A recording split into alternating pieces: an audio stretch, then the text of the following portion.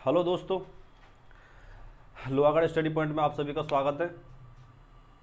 आज हम करने वाले हैं हमारी 11th की मैथ्स।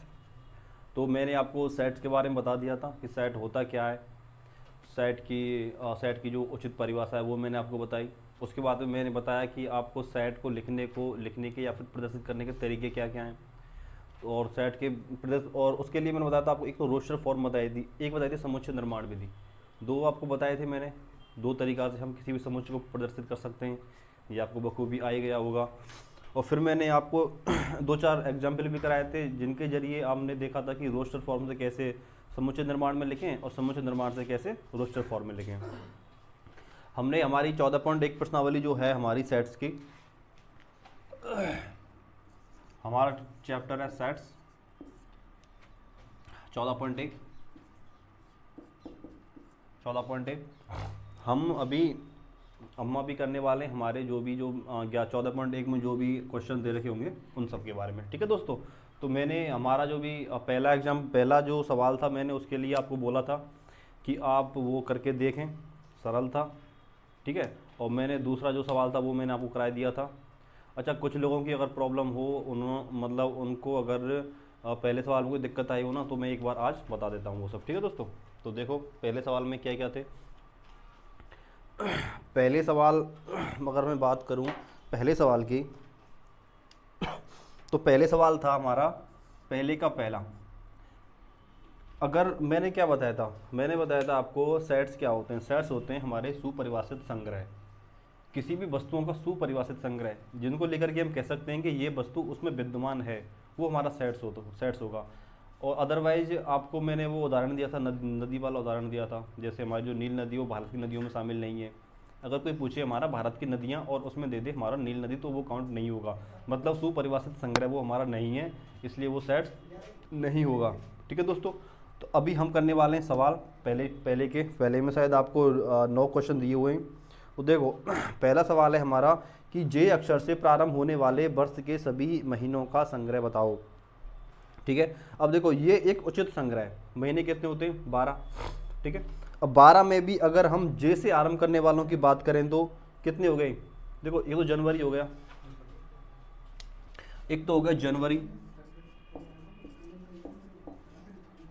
एक हो गया जून, और एक हो गया जुलाई। तो ये संग्रह हो गया उचित संग्रह, ये उचित संग्रह हो गया। और इस क्यों और ये उचित संग्रह क्यों है? क्योंकि इसको देख करके हम कह सकते हैं कि ये एक सुपरिभाषित संग्रह है। इसको देख करके हम कह सकते हैं कि ये सुपरिभाषित संग्रह है। इसके अलावा अगर आप किसी भी विद्यार्थी से आप पूछें कि हमारा जो भी वर्ष के जो भी महीने होते हैं उनमें जे से प्रारंभ होने वाले कितने महीने हैं, तो वो 3 ही जवाब देगा, ना कि अलग। समझ में आ रहा है आपको? वो जवाब 3 ही देगा, जनवरी, जून और जुलाई। सिर्फ 3 ही ऐसे महीने जो जे से प्रारंभ होते हैं, इसलिए हम कह सकते हैं कि ये एक सुपरिभाषित संग्रह है। ठीक है। अब बात करते हैं दूसरे की। दूसरा क्वेश्चन क्या था? दूसरा था कि भारत के 10 सबसे अधिक प्रतिभाशाली लेखकों का नाम बताओ। भारत के 10 सबसे भारत के 10 सबसे अधिक भारत के सबसे अधिक प्रतिभाशाली लेखक, सबसे अधिक प्रतिभाशाली लेखक। अच्छा, मैं आप सबको, ये नहीं होगा। क्यों नहीं होगा? इसके रीजन देखो। मैं आप लोगों में से खड़ा करके किसी से पूछूं कि आप भारत के सर्वश्रेष्ठ 10 लेखकों के बारे में बताओ, तो वो क्या बताने वाले हैं? अलग अलग नाम बताएंगे। इसके बावजूद अगर मैं दूसरे विद्यार्थी से पूछूं सेम यही वाली बात, तो हो सकता है वो 2-4 लेखक अलग बता दे, क्योंकि वो ऐसा सोचता है कि ये 10 श्रेष्ठ हैं। दूसरा व्यक्ति वो ये सोचता है कि ये वो 10 श्रेष्ठ हैं। तो अलग अलग हो गया ना। मतलब अलग अलग अगर आंसर आता है तो वो हमारा उचित संग्रह नहीं होगा। ठीक। अब बात करते हैं देखो तीसरे सवाल की। तीसरा है विश्व के सर्वश्रेष्ठ 11 बल्लेबाजों का संग्रह। अब आप खुद सोच के बताओ, विश्व के सर्वश्रेष्ठ 11 बल्लेबाजों का संग्रह होगा या नहीं होगा? नहीं होगा। क्यों? क्योंकि देखो प्रत्येक प्रत्येक व्यक्ति के लिए वो 11 प्लेयर अलग अलग ही होंगे, कोई कुछ 11 का नाम लेगा, कोई कुछ 11 का नाम लेगा, तो ये भी उचित संग्रह एक नहीं होगा। ठीक है, अब बात करते हैं फोर्थ की। फोर्थ में कहा कि आपकी कक्षा के सभी बालकों का संग्रह, ये उचित होगा भाई। क्यों होगा? क्योंकि देखो हमारे जो भी क्लास है, आपकी जो भी क्लास है 11th में, एक निश्चित विद्यार्थी होंगे, निश्चित संख्या में विद्यार्थी होंगे, तो हम क्या कह सकते हैं, इसका मतलब ये होगा कि उचित संग्रह। ठीक, अब बात करते हैं हम फिफ्थ क्वेश्चन की। उसमें कहा गया है कि 100 से कम सभी प्राकृतिक संख्याओं का संग्रह, ये भी फिक्स है, कंडीशन दी हुई है ना उसमें, 100 से कम सभी प्राकृतिक संख्याओं का संग्रह, ये भी फिक्स है। अब बात करते हैं हम सिक्स्थ की। सिक्स्थ में है लेखक प्रेमचंद द्वारा लिखित उपन्यासों का संग्रह, ये भी फिक्स है। उसने लेखक प्रेमचंद ने अगर जितने भी उपन्यास लिखे होंगे उन सब का डाटा होगा, आप सभी के पास होगा, या फिर जहाँ पे कलेक्ट होंगे वहाँ पे होगा, तो एक निश्चित है मतलब। ठीक है, फिर बात करते हैं हम सभी सम पूर्णांकों का संग्रह, ये भी फिक्स है। सभी सम पूर्णांक कितने होते हैं वो भी फिक्स है, तो ये भी एक समुच्चय होगा। फिर बात करते हैं इस अध्याय में आने वाले प्रश्नों का संग्रह, वो भी फिक्स है। आपकी जो भी प्रश्नावली है उसमें कितने क्वेश्चन आए हुए हैं, 7 हैं, 6 हैं, जितने भी हैं, तो एक वो भी फिक्स हो गया। फिर बात करते हैं अगले क्वेश्चन 9th की, कि विश्व में सबसे अधिक खतरनाक जानवरों का संग्रह, बताओ आप ये होगा या नहीं होगा? ये वाला भी नहीं होगा, क्योंकि देखो किसी को डर तो कुत्ते से भी लगता है, वो भी उसके लिए खतरनाक है। और किसी से पूछा जाए कि खतरनाक जानवर कौन सा है, तो कोई बाघ का नाम, कोई चीता का नाम, अलग अलग नाम लेने वाले हैं, कोई लेने वाले कुत्ते का नाम ही ले लेगा, तो ये हमारा क्या हो गया, उचित संग्रह नहीं होगा। ठीक है दोस्तों, और मैंने आपको जो भी दूसरा क्वेश्चन है आपका, ये वाला मैंने आपको कराई दिया था। आगे बढ़ते हैं और हम करने वाले हैं अब प्रश्न संख्या 3। प्रश्न संख्या 3 में क्या दिया गया है? इसमें दिया गया है समुच्चयों को रोस्टर रूप में लिखो। रोस्टर रूप में लिखो मतलब क्या है? मतलब इसका है कि यहाँ पे जो फॉर्म दी हुई है, क्वेश्चन में जो फॉर्म दी हुई है वो है समुच्चय निर्माण विधि वाली फॉर्म। समुच्चय निर्माण विधि वाली फॉर्म दी हुई है और उसको हमें चेंज करके किस में लिखना है? रोस्टर रूप में लिखना है। देखो बात करते हैं हम प्रश्न संख्या तीसरे की। ठीक है, तीसरे क्वेश्चन का फर्स्ट ले लेते हैं। यहाँ पे कहा गया है कि a बराबर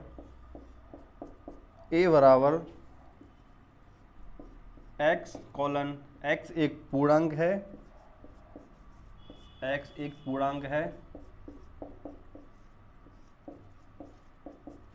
एक पूर्णांक है और -3 less than x less than 7। ये वाला चिन्ह जो इसके मुंह की तरफ होता है वो उससे बड़ा होता है और जो पीछे की साइड होता है वो छोटा होता है। ठीक है, तो इसका मतलब हो गया -3 less than x less than 7। मतलब x का जो भी मान होने वाला है वो -3 से और 7 के बीच में होने वाले हैं। ठीक है दोस्तों, अच्छा अभी ये देखो मैंने क्या बताया था आपको, जो भी मैंने बताया था आपको समुच्चय निर्माण रूप में प्रदर्शित करो, तो उसके लिए क्या था मैंने बताया था, सबसे पहले मझला कोष्ठक लिखते हैं, उसके बाद में x लिखते हैं, जो भी अवयव होगा x बाय जेड आप कोई भी मान लो एक, वो लिखते हैं। उसके बाद में एक कॉलन होता है, कॉलन के बाद में हमें लिखना होता है वो खास चीज़ जिसको वो एक यूनिक रूप देती है, वो हमें लिखना होता है। तो यहाँ पे हमारी जो भी है ना x एक पूर्णांक है और -3 से 7 के बीच में है। अब इसको हमें किस रूप में लिखना है? इसको लिखना है मैंने रोस्टर के रूप में।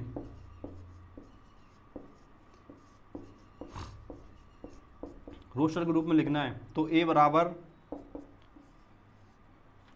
मझला कोष्ठक स्टार्ट, x के जो भी मान होने वाले हैं वो -3 से 7 के बीच में होने वाले हैं। तो बता दो -3 और 7 के बीच में कौन कौन से मान होने वाले हैं? -2 कॉमा -1 कॉमा फिर क्या आएगा? 0, बिल्कुल सही 0 होने वाला है। उसके बाद में क्या आएगा? 1 आने वाला है, फिर 2 आने वाले हैं, फिर 3 आ जाएगा, फिर 4, फिर 5, फिर 6, फिर 7 आएगा क्या? नहीं आएगा 7। क्यों नहीं आएगा? क्योंकि यहाँ पर 7 -3 से 7 के मध्य के पूछ रहा है वो। अगर मध्य के पूछ रहा है तो उसमें 7 शामिल नहीं होगा। ये इस बात का आप विशेष ध्यान रखें, ठीक है। और लास्ट में क्या बताया था मैंने, मतलब क्वेश्चन लग जाएगा। तो ये हमारा हो गया थर्ड का फर्स्ट हो गया, ठीक है। अब देखो सेकंड, देखो सेकंड क्या कह रहा है। सेकंड कह रहा है कि बी बराबर मजला कोष्टक x अनुपात x संख्या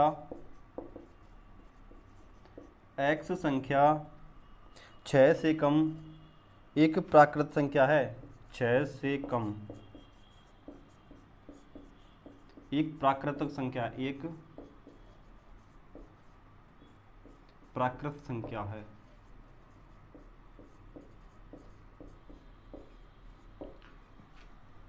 दोनों रोस्टर रूप हो चाहे समुच्चय निर्माण विधि हो, उसमें हमें सिर्फ ये रखना है कि ये जो है ना, ये कोष्टक जो दे रखा मजला कोष्टक, ये मजला कोष्टक ही होना चाहिए। कहीं आप छोटा कोष्टक बना दो या बड़ा कोष्टक बना दो, नहीं, मजला कोष्टक ही है, ठीक है। आपके नंबर कट जाएंगे, 1-2 नंबर का क्वेश्चन आ सकता है, आसान है सवाल, तो आप गलती ना करें, ठीक है। तो अभी ये 6 से कम एक प्राकृतिक संख्या है, 6 संख्या से कम, ठीक है। देखो मैंने क्या बताया था कि x हो गया, कॉलन हो गया, और एक इसकी एक खासियत हो गई, जो भी अब जो भी मान हमारे निकलेंगे इससे हम जो भी निर्णय लेंगे, जो आएगा वो हमारा प्रत्येक मान इसमें विद्यमान होगा, ठीक। देखो b बराबर, इसकी रोस्टर फॉर्म क्या है, रोस्टर फॉर्म, रोस्टर रूप क्या है, b बराबर, सबसे पहले मजला कोष्टक हो गया। मजला कोष्टक देखो 6 से कम एक प्राकृतिक संख्या, प्राकृतिक संख्या ये क्या, हाँ 6 से कम एक प्राकृतिक संख्या। प्राकृतिक संख्या क्या होती है, प्राकृतिक संख्या हमारी 1 से स्टार्ट होती है, इस बात का आप ध्यान रखें, 1 से लेकर अनंत तक होती है प्राकृतिक संख्या। वहीं बात करें अगर पूर्ण प्राकृतिक संख्या है तो उसमें 0 जुड़ जाती है, ठीक है दोस्तों। क्या बताया मैंने आपको, अगर प्राकृतिक संख्याओं की बात करें तो वो हमारी होती है 1 से लेकर इनफाइनाइट तक, अनंत तक। और यही बात करें हम अब पूर्ण संख्याएं, पूर्ण प्राकृतिक संख्याएं, पूर्ण प्राकृतिक संख्या हमारी होंगी 0 से लेकर के इनफाइनाइट तक। तो प्राकृतिक संख्याओं में सिर्फ 0 नहीं होता है, तो 1 से स्टार्ट होगा, 1 से स्टार्ट होगा तो कहाँ से लिखेंगे, देखो 6 से कम, 6 से कम, तो 6 से कम क्या, 1 2 3 4 5, 6 से कम पूछ रहा है तो हमें 6 तो लेना ही नहीं है, इस बात का ध्यान रखें आप। 6 से कम पूछ रहा है, 6 तो लेना ही नहीं है, तो ये हो गया हमारा, ठीक है दोस्तों। अब बात करते हैं हम कहाँ, तीसरे की। तीसरा क्या कह रहा है, तीसरा कह रहा है कि C बराबर मजला कोष्टक x अनुपात x 2 अंकों की एक प्राकृतिक संख्या है। x क्या है, 2 अंकों की एक प्राकृतिक संख्या है जिसके अंकों का योगफल 8 है, ठीक है। 2 अंकों की x, 2 अंकों की प्राकृतिक संख्या है, प्राकृतिक संख्या है,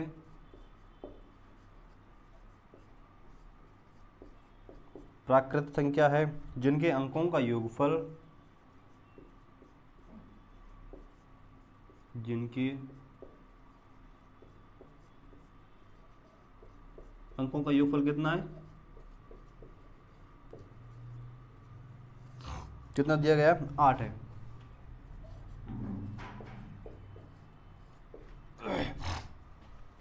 क्या है हमारा सवाल, हमारा सवाल है कि C बराबर x और x क्या है, x 2 अंकों की एक प्राकृतिक संख्या है जिनके अंकों का योगफल कितना है, 8 है। अब बताओ हमें ऐसे 2 अंकों की एक संख्या लेनी है, प्रत्येक संख्या है जिनका योगफल कितना होगा, 8 होगा, ठीक है दोस्तों।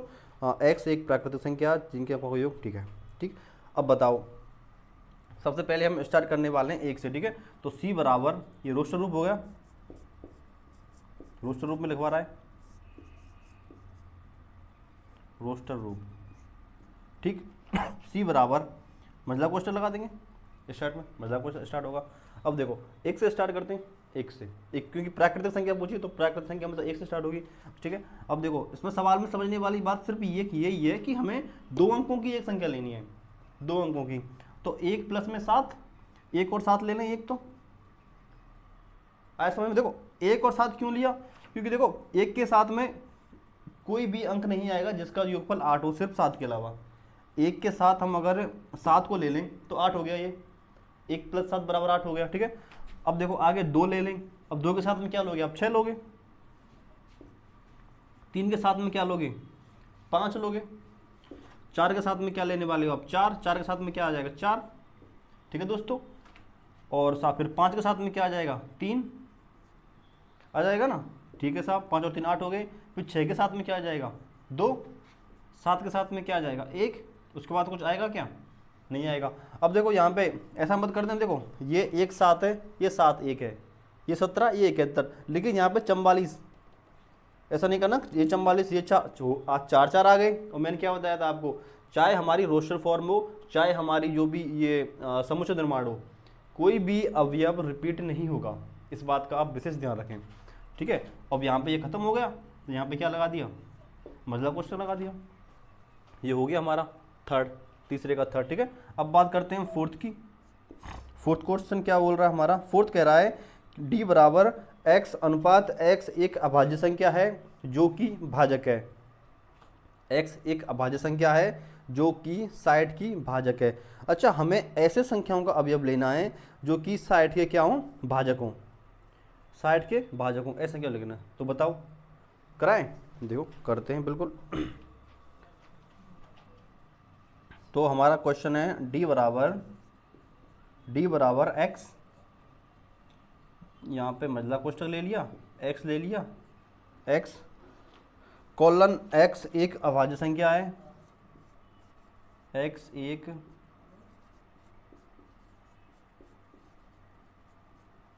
अभाज्य संख्या है, अभाज्य संख्या है जो 60 की क्या है भाजक है, जो 60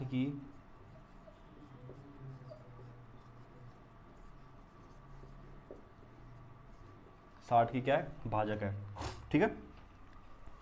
इसका रोस्टर फॉर्म क्या होगा, लिखो रोस्टर फॉर्म, आप लिखने की कोशिश किया करें, ठीक है, गलत होता है कोई दिक्कत नहीं, हो जाने दो हमें, ठीक है, सही होगा। तो डी बराबर क्या आएगा, देखो सबसे पहले मजला कोष्ठक लिखो, मजला कोष्ठक के बाद में क्या आएगा, देखो 60 के भाजक लिखो पहले, तो देखो 60 के भाजक देख लो, 60 के भाजक, भाजक का मतलब क्या है, भाजक का मतलब वो संख्याएं हैं जिनका 60 में भाग जाता हो, वो भी पूर्ण भाग जाता हो, न कि पॉइंटों में। तो देखो 2 ले ले, 2 का जाता है,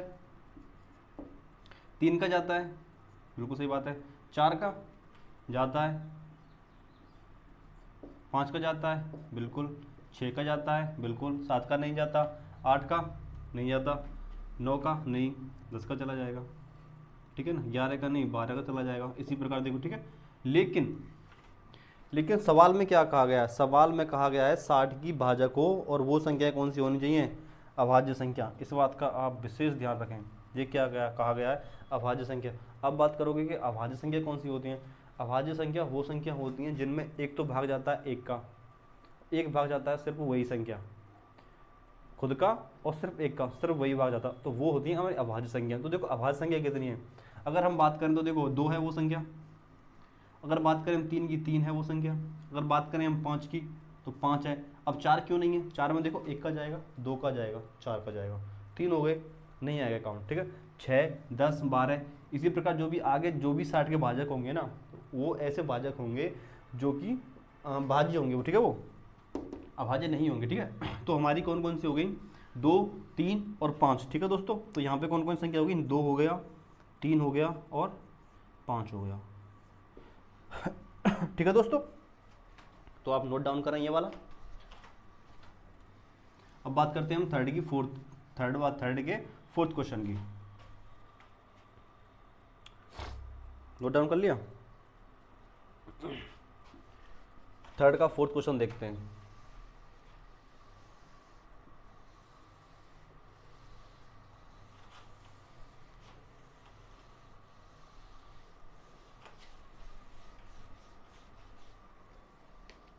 देखो थर्ड का फोर्थ क्वेश्चन क्या कह रहा है, सॉरी फोर्थ तो हो गया, फिफ्थ देखते हैं, फिफ्थ क्वेश्चन, फिफ्थ कह रहा है कि ई बराबर यहाँ पे लिखा है ट्रिग्नोमेट्रिक, TRIGO, ठीक है ना, ट्रिगोनोमेट्रिक,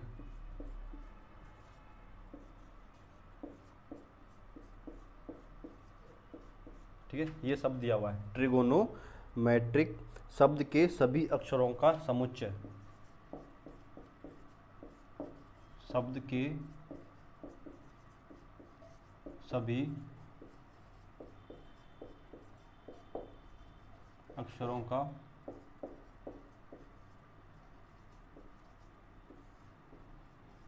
समुच्चय।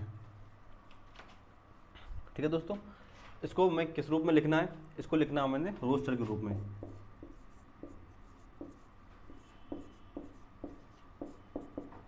रोस्टर रूप में लिखने से पहले मैंने बता दिया था कि यहाँ पे कोई भी शब्द होगा वो हमारा रिपीट नहीं होगा, इस बात का आप विशेष ध्यान रखें। ठीक है, रिपीट नहीं होगा। तो प्रारंभ करते हैं हम टी से। देखो टी लिख दिया, फिर हमें क्या, अब यह वो को पृथक करने के लिए किसका प्रयोग करेंगे, कॉमा का। ठीक है, अर्धविराम चिन्ह का, टी हो गया। फिर यहाँ पे आर लिखो, क्रम से लिख लो, आई लिख दो, फिर जी लिख दो, फिर ओ, फिर एन लिख दो, फिर दोबारा ओ आएगा नहीं आएगा क्योंकि एक बार आ गया। फिर उसके बाद में एम लिख दो आप, उसके बाद में फिर ई लिख दो, एम के बाद में ई लिख दो, बिल्कुल। टी, दोबारा टी नहीं आएगा, दोबारा आर नहीं आएगा, फिर लिख दो वाई। तो ये हो गया हमारा ट्रिगोनोमेट्रिक का रोस्टर फॉर्म। ठीक है, अब बात करते हैं हम सिक्स्थ की। सिक्स्थ क्या कह रहा है, सिक्स्थ में बेटर, बी ई एफ बराबर, ठीक है, एफ बराबर लिख लो B E double T E R, B E double T E R को रोस्टर फॉर्म में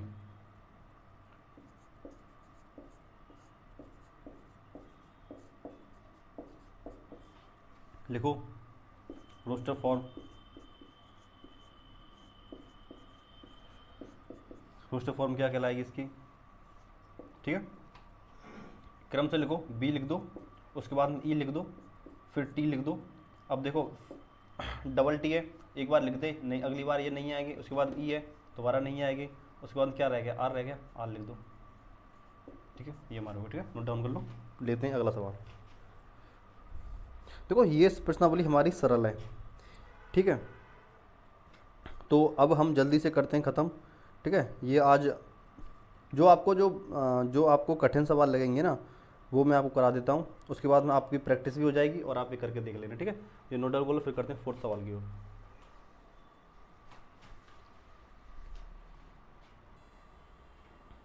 ठीक है दोस्तों, नोट डाउन कर लिया होगा आपने ये। तो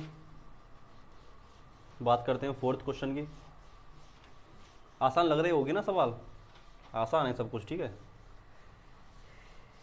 थोड़ी सी बस प्रॉब्लम आएगी आपको, लेकिन सब आसान लगने लगेगा। बात करते हैं हम अगले क्वेश्चन की। उसमें है कि समुच्चयों को समुच्चय निर्माण रूप में लिखना है अब। ठीक है दोस्तों, इसको क्या लिखना है, समुच्चय निर्माण रूप में लिखना है। तो देखो समुच्चय निर्माण देखो, ठीक है, इसमें 5 क्वेश्चन है।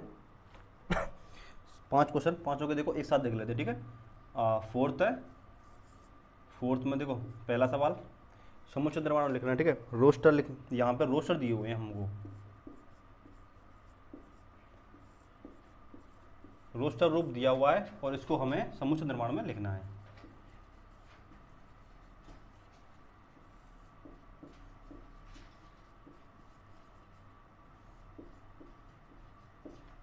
ठीक, देखो पहला क्वेश्चन है 3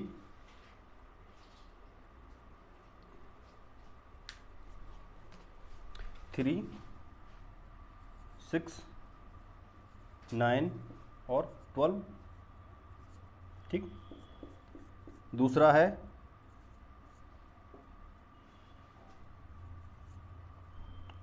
2 4 8 16 32।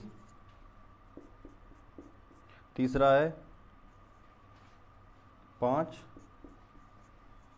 25 125 625।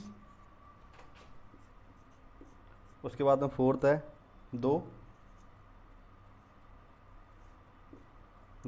4 6 उसके बाद में ये जा रहा है अनंत तक,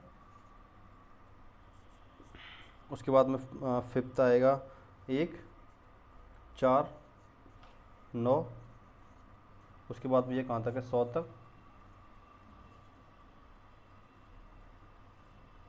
ठीक है दोस्तों, देखो अब इनको लिखना है हमें रोस्टर फॉर्म में। ठीक है, रोस्टर फॉर्म है, इसको लिखना है हमने देख कहाँ पे, समुच्चय निर्माण। ठीक है, देखो पेन चेंज कर लेते हैं।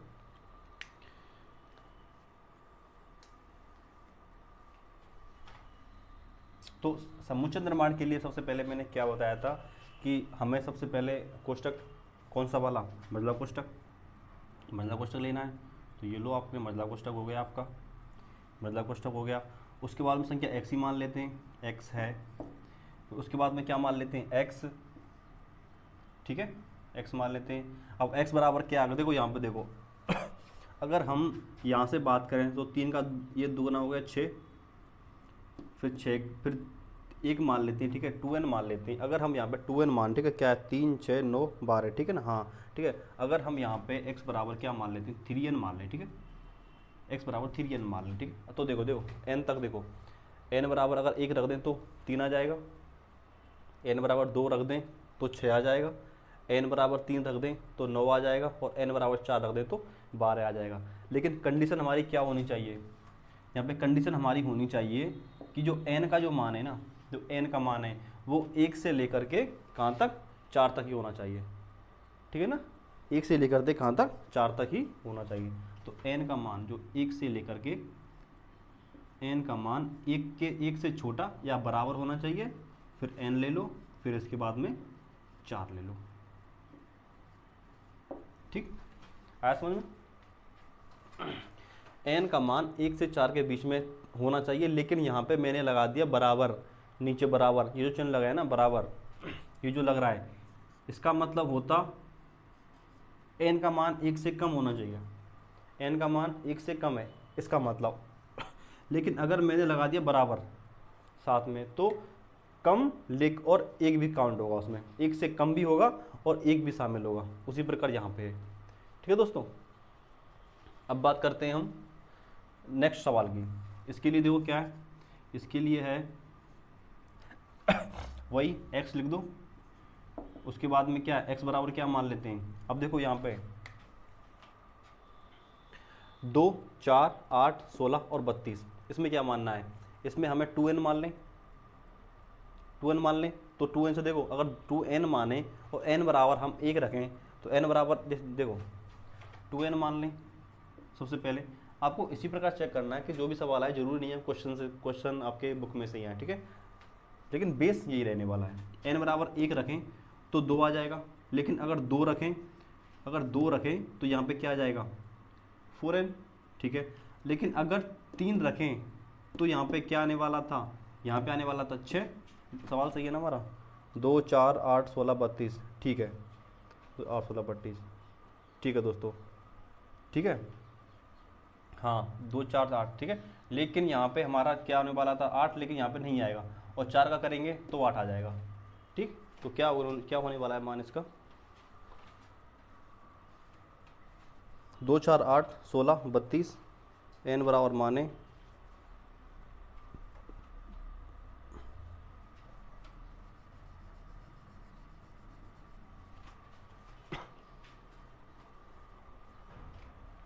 x बराबर मान लेते हैं 2n, और जो इसके जो n के जो मान है ना वो क्या आने वाले हैं, 5 तक आने वाले हैं। ठीक है, डैश है क्या इसमें,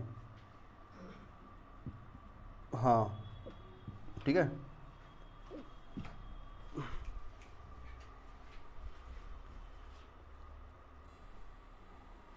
ठीक है दोस्तों, अच्छा इसको ऐसा करो आप 2n नहीं, ये 2n से नहीं आने वाला, ठीक है।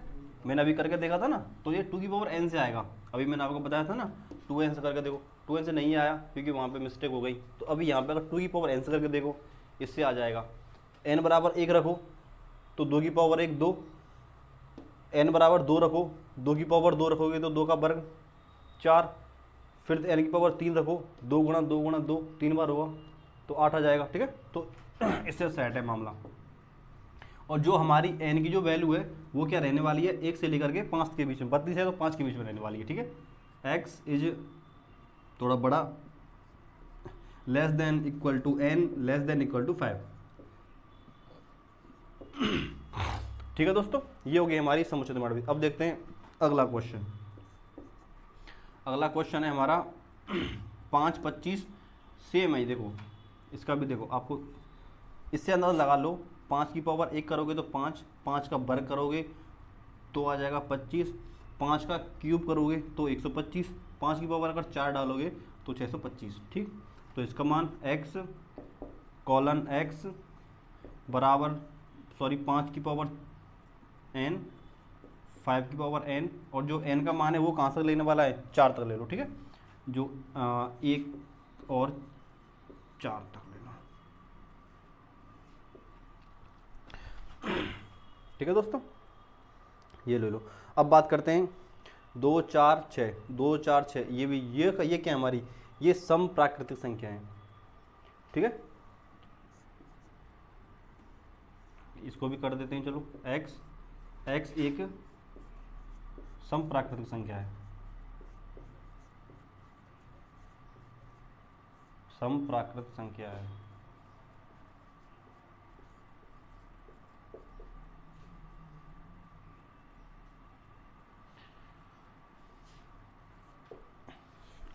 ठीक है, इसको आप करके देखना। ठीक है, नहीं आया तो कल कमेंट कर देना, ये आपको करना है। अब बात करते हैं हम, इसको नोट डाउन कर लो, ये आपका होमवर्क है, ये तो करना ही पड़ेगा आपको। और अब बात करते हैं हम 5th क्वेश्चन की।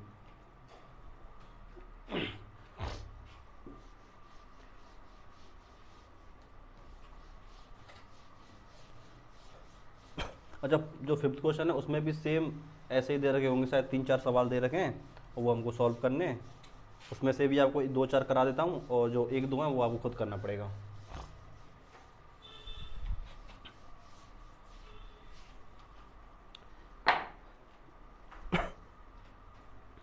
बात करते हैं हम 5th क्वेश्चन की। अच्छा, आपके पूरे क्वेश्चन होने वाले हैं आपके 6। ठीक है, चलो अभी ख़त्म हो जाएगा। बात करते हैं 5th क्वेश्चन की। 5th क्वेश्चन में क्या कह रहा है, उसमें एक 5th क्वेश्चन है, समुच्चयों के सभी अवयवों को सूचीबद्ध करो, सभी अवयवों को सूचीबद्ध करो।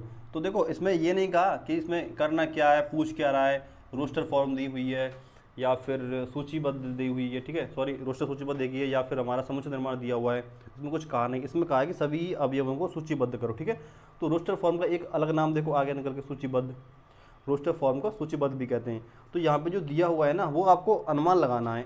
अनुमान लगाना है कि अगर हमारा कोई भी, अगर इस प्रकार दिया हुआ है, अगर इस प्रकार कोई भी संख्या दी हुई है तो वो हमारी रोस्टर फॉर्म हो गई। अगर हमारा इस प्रकार दिया हुआ है, x अनुपात x एक फलाना निकालना जो भी दिया, ये हमारी कौन सा हो गया, ये हो गया हमारा समुच्चय निर्माण रूप हो गया। ठीक है, ये हमारा कॉलम, ये समुच्चय निर्माण, इसका आप विशेष ध्यान रखना है। ये आपको देखते पता चल जाना चाहिए कि ये कौन सी फॉर्म है। ठीक, जो कि मैं आपको बखूबी समझा चुका हूँ। तो देखो 5th क्वेश्चन देखो क्या कह रहा है। 5th क्वेश्चन में है कि सभी अवयवों को सूचीबद्ध करो, इसमें दिया हुआ है। अब देखो जैसे 5th का देखो, फर्स्ट देखो, a बराबर मझला कोष्टक x कॉलन x एक विषम प्राकृतिक संख्या है, विषम प्राकृतिक संख्या है। विषम प्राकृतिक संख्या क्या मतलब है, 1 से लेकर 1 से स्टार्ट करो, 1, 3, उसके बाद 5, फिर 7, फिर डॉट डॉट करके इनफाइनाइट तक ले चलो। ठीक है, कोई दिक्कत तो नहीं, हो गया। ठीक, अब बात करते हैं बी क्वेश्चन की। बी में कहा गया है कि b बराबर x मझला कोष्टक x कॉलन x एक पूर्णांक है, और जो उसका मान है -1/2 less than x less than 9/2। ठीक, इसको मैं बता देता हूँ। ठीक है, देखो बी सेकंड क्वेश्चन है। ठीक, सेकंड क्वेश्चन है, उसमें कहा गया है b बराबर x एक पूर्णांक है। पूर्णांक शब्द को ध्यान से देखना, पूर्णांक कहा गया है। एक्स एक पूर्णांक है और इसका जो मान है ना वो कहाँ से है, -1/2 से x लेस देन 9/2। ठीक है, देखो रोस्टर, देखो रोस्टर b बराबर, यहाँ पे ये जो मान है ना ये पूर्णांक नहीं है। पूर्णांक का क्या मतलब है, पूर्णांक का वो जिसमें पूर्ण भाग जाता हो। ठीक है, यहाँ देखना है -1/2 less than x less than -9/2। अब इसमें देखो माइनस है, माइनस। अगर हम इसको वैसे शुद्ध रूप में लिख लें तो कैसे लिखेंगे इसको, देखो शुद्ध रूप में कैसे लिखेंगे, -0.5 हो गया, -0.5 हो गया। ठीक है, उसके बाद में इसको x, इसके बाद में ये 4.5 हो गया। कोई अंतर नहीं है, सिर्फ ये यहाँ पे हमें सिर्फ 9 में 2 का भाग दिया है, 1 में 2 का भाग दिया है, लेकिन ये सेम है यही। ठीक है, अब हमें मान लेने हैं, वो भी पूर्ण अंक वाले मान लेने हैं, जो मतलब 0.5 -0.5 से 4.5 के बीच में आए। ऐसे मान होंगे क्या क्या, देखो कौन से होंगे, एक ले लें। अगर 0.5 है, 0.5 से छोटा क्या आएगा, 0, 0.5 से 0 आएगा छोटा। इसके बाद में 1 आएगा, तो 1 हमारा पूर्ण हो गया।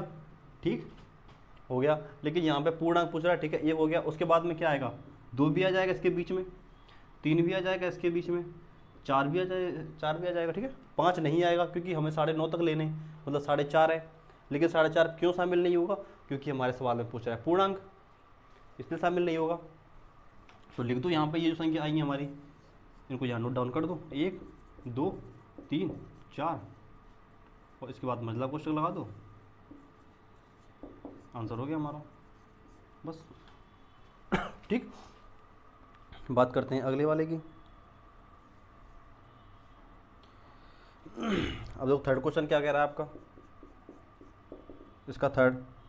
ठीक है, इसका थर्ड कह रहा है c बराबर x कॉलन x एक पूर्णांक है, x एक पूर्णांक है। पूर्णांक का मतलब पूर्ण संख्या होनी चाहिए। ठीक है, भाग नहीं है, डायरेक्ट पूर्ण संख्या, x एक पूर्णांक है, पॉइंट वगैरह नहीं लगाओ उसमें, पूर्णांक है। और x स्क्वायर का मान क्या है, x square less than equal to 4, less than equal to 4 होने वाला है। ठीक है, देखो c x कॉलन x एक पूर्णांक है, x स्क्वायर का मान 4 से कम होना चाहिए। ठीक है, अब देखते हैं मान, ये वाला आपको समझ में आया। सेम प्रोसेस, इसको भी सेम, इसके देखो x स्क्वायर का मान अब x के बराबर भी होना चाहिए, इसका मान x के बराबर भी देख लो। तो देखो x बराबर अगर हम 1 लें, x बराबर 1 लें और उसका वर्ग करें, तो उसका वर्ग के लिए जो भी संख्या आएंगी ना वो +1 आएगा, एक -1 आएगा। ठीक है, वर्ग करने पे। इसी प्रकार x बराबर अगर हम 2 लें तो क्या आएगा, +2 भी आएगा, -2 भी आएगा। ठीक है, और यहाँ पे पूछ रहा है पूर्णांक संख्या है। ठीक है, x स्क्वायर लेस देन 4। ठीक है, अब देखो लिखो रोस्टर फॉर्म में,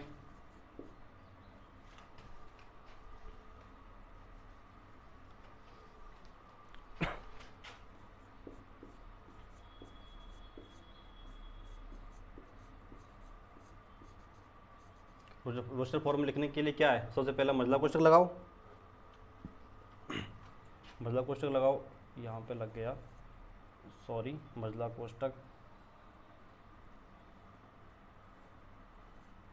ठीक है, मंझला कोष्ठक, मंझला कोष्ठक के बाद में देखो प्लस का 1 माइनस का 1, तो यहाँ पे -1 से स्टार्ट कर लें या फिर -2 से स्टार्ट कर लो आप। ठीक है, क्रमबद्ध हो जाएगा थोड़ा, -2 ले लो, -1 ले लो।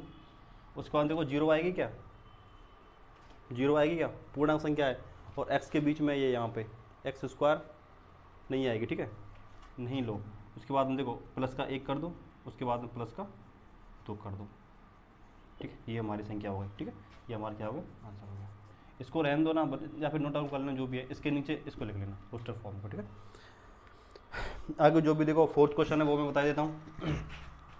उसमें कहा गया है कि d बराबर x कॉलन x लॉयल शब्द का एक अक्षर है। ठीक है, अब देखो लॉयल का हमें रोस्टर लिखना है, l को उतार देंगे, y को, o को ठीक है, और मतलब सबको उतार देंगे और लिख देंगे एल। यहाँ पे दोबारा आया है शब्द में तो एल एक ही बार आएगा, ठीक है। दोनों को सब ये जो 4 डिजिट हैं इनको हम एक क्वेश्चन मतलब क्वेश्चन में रख देंगे, रोस्टर फॉर्म बन गई। उसके बाद में एफ बराबर एक्स कॉलन एक्स वर्ष का ऐसा महीना है जिसमें 31 दिन नहीं होते, ठीक है। 31 दिन नहीं होते मतलब 31 जिनमें 31 जितने भी महीने ऐसे हों जिनमें 31 दिन होते हैं उनको हम हटा देंगे। इसके बाद जो भी बचेंगे वो हमारे इसके अंतर्गत काउंट हो जाएंगे। उसके बाद करते हैं हम फिर 6 क्वेश्चन की। 6 में कहा गया है एक्स कॉलन एक्स अंग्रेजी वर्णमाला का एक व्यंजन है जो के से पहले आता है, के से पहले आता है। तो इसमें देखो अंग्रेजी वर्णमाला के जितने भी अक्षर हैं जो के से पहले आते हैं, ठीक है, के से पहले आने वाले जितने भी हैं ना उन सबको लिख देंगे, ये हमारा एक तरीका का रोस्टर फॉर्म बन जाएगी, ठीक है। अब बात करते हैं हम 6 क्वेश्चन की, ठीक है। हो गया तीनों क्वेश्चन, वो भी बचे कुचे।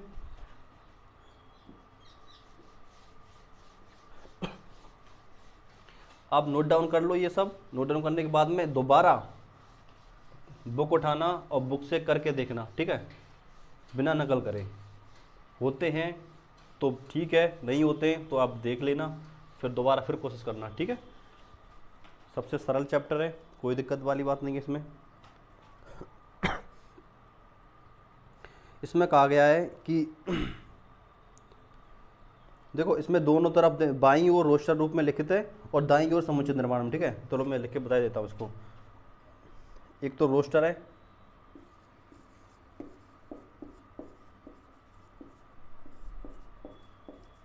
रोस्टर रूप हो गया, और इस तरफ हो गया समुचित निर्माण।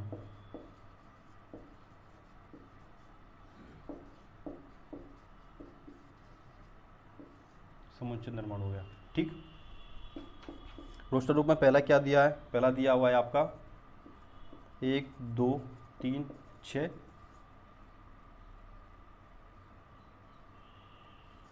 ठीक। उसके बाद दूसरा दिया गया है 2 और 3। थर्ड दिया हुआ है M A T H E I C और S, ठीक है। उसके बाद में बात करते हैं फोर्थ की। फोर्थ में दिया हुआ है हमारा 1 3 5 7 और 9, ठीक, ये दिया हुआ, ठीक है। अब यहाँ पे बात करते हैं हमारा समुचित निर्माण क्या दिया हुआ है। समुचित निर्माण देखो पहले दिया हुआ है x कॉलन x एक अभाज्य संख्या है सॉरी, x एक अभाज्य संख्या है,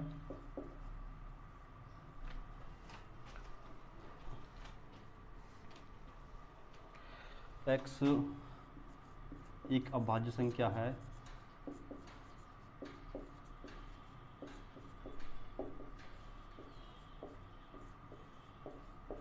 x एक अभाज्य संख्या है और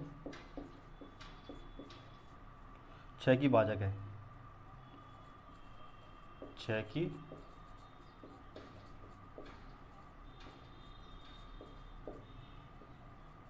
भाजक है। उसके बाद में दूसरा क्वेश्चन देखो, दूसरा दिया हुआ है हमारा x कॉलन x। सिर्फ हमें ये मिलान करना है, ठीक है दोस्तों। दाईं बाईं ओर जो भी संख्या दी हुई है रोस्टर फॉर्म का समुचित निर्माण रूप से क्या करना है, मिलान करना है। 10 से कम एक विषम प्राकृत संख्या है, x संख्या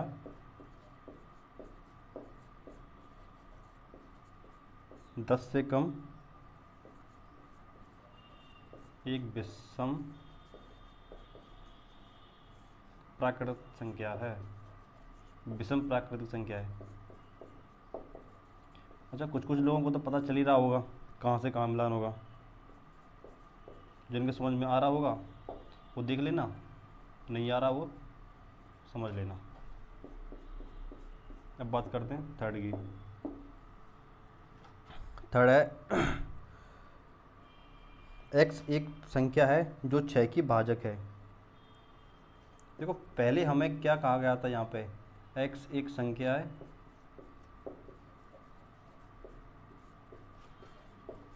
जो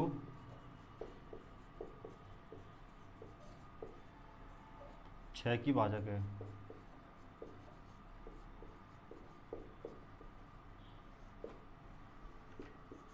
देखो ये सेम ये सेम नहीं है।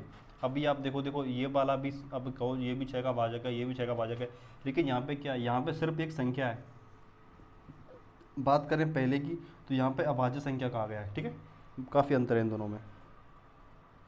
उसके बाद में डी वाला क्वेश्चन क्या बोल रहा है, एक्स कॉलन एक्स मैथमेटिक्स शब्द का एक अक्षर है। एक्स जो है मैथमेटिक्स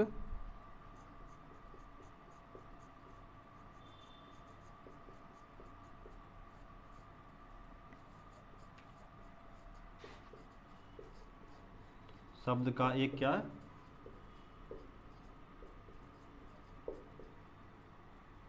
अक्षर है। तो मिलाओ, देखो पहला देखते हैं, x अनुपात या फिर x कॉलन x एक अभाज्य संख्या है जो कि x का क्या है, x की भाजक है। अब x की भाजक और क्या पूछ रहा है, और अभाज्य संख्या। तो देखो ये वाली, देखो 1 2 3 6, ये वाली संख्या तो सेम है, संख्या तो हैं जिनमें 6 का भाजक है, ये तो 6 की भाजक तो हैं, लेकिन के अंतर क्या है, अंतर सिर्फ इतना सा है कि ये वाली जो संख्याएं दी हुई हैं ये अभाज्य नहीं है, ठीक है। तो अगर हम इसका पहले का इसका मिलान करें तो इस वाले से हो रहा है, इस वाले से हो रहा है। अगर बात करें 2 और 3 की, उसका इससे हो रहा है, क्योंकि यहाँ पे सिर्फ अभाज्य संख्या की बात कहा गया है। उसके बाद देखो मैथमेटिक्स को, ये तो आपको सरल है, ये तो यहाँ पर दिया हुआ है मैथमेटिक्स। बचा क्या, 1 3 5 7 9, ये क्या है पूछ रहा है, विषम प्राकृत संख्या पूछ रहा है, विषम प्राकृत संख्या। तो विषम प्राकृत संख्या कहाँ से कर लेंगे, यहाँ से ले जाओ। तो ये हो गया आपका, ठीक है। करो नोट डाउन आप, आपकी ये जो माफ़ करना 1.1, ठीक है ना, वो सुबह क्लास ली थी ना 10th की 14 वाली, तो वो वाली प्रश्नावली याद होगी, ठीक है। 1.1 की आपकी है।